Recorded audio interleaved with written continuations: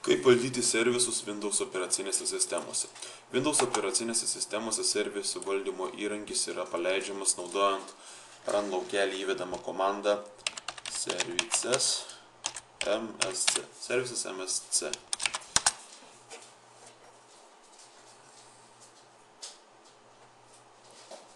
Čia yra visi servisai, kurie yra įdiegti kompiuteryje. Galima matyti jų startavimo būdą, jų dabar esančią būseną, tai yra ar jie yra startuoti, ar jie yra sustabdyti, ar jie yra veikiantis.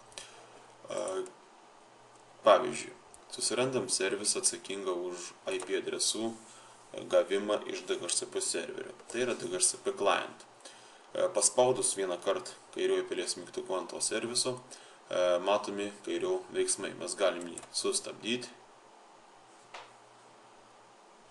Tada reiškia šitas servisas bus sustabdytas, po to galim jį startuoti, sustabdžius, ir jeigu kažkas blogai, galim jį restartuoti.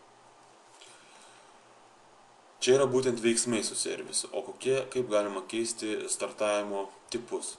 2 kartus paspaudžiam kairiojo pilies mygtuku ant to serviso ir matom startup type. Reiškia, čia yra būtent startavimo būdas. Automatic tai reiškia, kuris yra dabar parengtas, tai reiškia, kad jis užsikrauna kartu su operacinė sistema ir jo atskirai startuoti nereikia. Jeigu būtų parengtas manual, tada reikštų taip, kad kiekvieną kartą jis neužsikrautų kartu su operacinė sistema.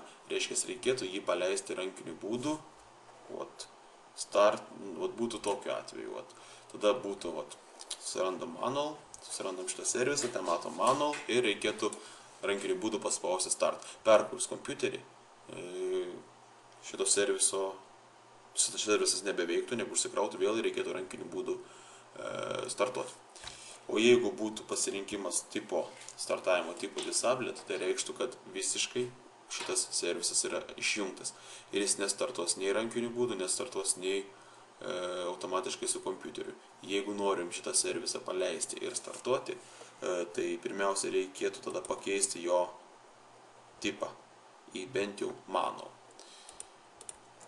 Pavyzdžiui, servisas atsakingas už žinučių tinkle pristatymą ir siuntimą ir gavimą yra Messenger.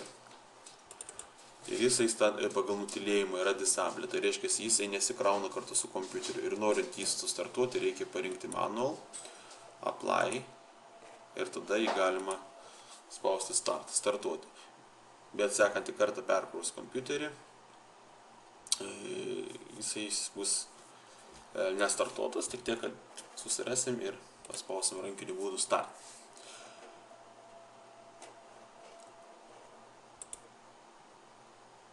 Kiekvienas servisas yra priklausomas nuo kažkokio kito serviso.